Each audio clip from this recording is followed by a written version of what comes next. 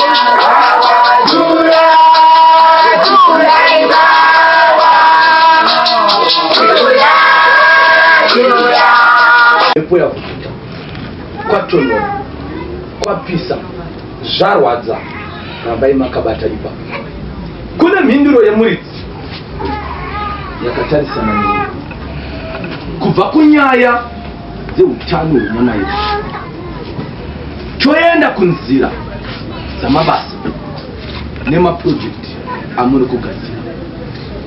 Mweya mutsvene waMwari wanisvitsa pamusha wenyu ndikaona ini wakakomberedzwa nevanhu vazhinji vane ruzha rwanga vainarwo asi munhu anga achipiwa mhosva ipapo manga muri imini.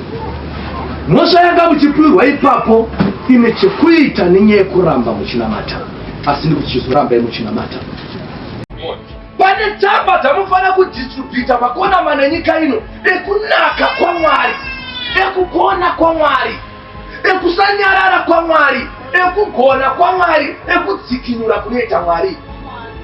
Prophecy. Ndaona munhu achikutsvaga pati paari kutsvaga zvikureva kuti haasi kuziva kuti maamukadzimira ari kuziva but ndikunzwa achiti ine munhu yaanga mundaro saka ndimakundibatsira pano kuti makamuita sei, makamudya here, makamubvisapo here, makamuita sei, si ari kuti haanga mundaro.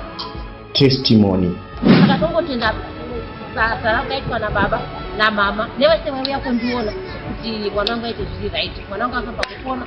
Zvikadaudzira dhokta uchambomira kubuda, baba akauya vakanditi Saturday tichanga tiitise pamusangano. Ndira kuchitenda nechirenge nemwana wangu adambodiboti Saturday ndingasvika pakupedza musangano wangu, asi dhokta akangosvika pakungonditi Saturday ndiri kubuda. Saka ndongotenda simba nemweya mutsvene ari kunzwa akabatwa mwoyo. Saka izvozvi ndiri wari kuti pandinosvika ndotosvika zvakwidzi zvikanzi naTete Lindi makambo muri kumboendowo kune vemweya mana muchimbonamatirwo zvimwe zvacho zvinoda munamato tichirwa nechipatara tichirwa kubva ndati ndiri kuenda asi ndakavavhurira foni yangu ndikavaratidza ndikati tarirai meseji yatopinda ndine munhu waMwari wandakapiwa, ndine vanhu vaMwari vandakapiwa, asi vazhinji vacho vari kunditi makanonoka. Kanzi naTete Lindi, ndoda kuti ndikudze, ndichakupai nhamba kana muchitenda mubate munhu waMwari, dambudziko renyu radini rapera. Iko zvino ndinokudzai kuti zvazodi zvazopera. Ndakangoti ameni munhu waMwari. Haleluya. Makasvika kuchipatara vakanditi kana masvika ndoda kuti mufonere bishop, vanonzi Bishop Machipisa. Ndasvika kuvhiziti ndakange ndatondonokarwa kusvitsa nguva iyoyo. Ndaiti ndikaenda na1 ndomirira 5 ndozokwira kubva kuma7 ndozouya. Saka ndakabva ndafonera munhu waMwari, vakanditi ndisenderei picture rechu yemwana. Ndakavasendera zvaaive kumashure, ndikavasendera zvaanga ari panguva iyoyo. Vakangonditi izvozvi furidzei mumaoko avo. Haleluya. Vakafuridza mumaoko eMwari. Zuva rechimangwana vakati zvapera zvakadaro. Zuva rechimangwana ndichinodzokera kuchipatara. Ndisati ndatosvika, mwana akandifonera akati mama, ndanzi ndibude kuchipatara. Pane mweya weudyire, mweya wekusagona kuvhura magoni kuti zvimwe zvipinde. Pane mamwe mawivha anatete kuti mukamaona yakai tipai vana vedu nokumahumbu. Munona ruda kuchira kuchikwewa kukamwa nekuchikati apa munhu akavhara goo nekuti awane chimwe chakanaka. Pane mamwe maTV nemaredhiyo amakachengeta kudzimba kwenyu ekuti tikapinda vanhu vaMwari sekuti takaombekwa nezwi remuridzi zvinovhundutsa zvepasi pano hatichatya, but mukapinda munhu asina kuchengetwa naShe atora pasetwa mabhomba hapana kugara kuti redhiyo yakabhandidzwa kana takatosauza. Mukadzi nevana vanoita kunzwa nedoctrine, svikai kure neredhiyo yangu mukakangasa mudziyo hatingawirane pamuchapana rugare. Vane mweya wekuvhara madhoo. Kana mukatadza kuona mutumwa, mbongoro ichaona. Muridziwa mbongoro achazvambaradza mbongoro. Mbongoro yoedza kuenda nepamwe asi yakati handitumheishe wangu ndati pamunonesa madomasi munoenda ne1 kg munoisa mudhaka, munomukira 1 week everyday kusene manheru muchidiridza. Kutenda ikoko kwekutenda dyara chofana kumera ndokutenda kunofana kubva kuna Mwari. Bhuku yangu yobva yati ko kutenda chiiko? Kutenda chinhu chisingaonekwe nemeso, chinopuruvhika chete kana chagara pamuridzi wacho. Yes, mapedza mai vangu.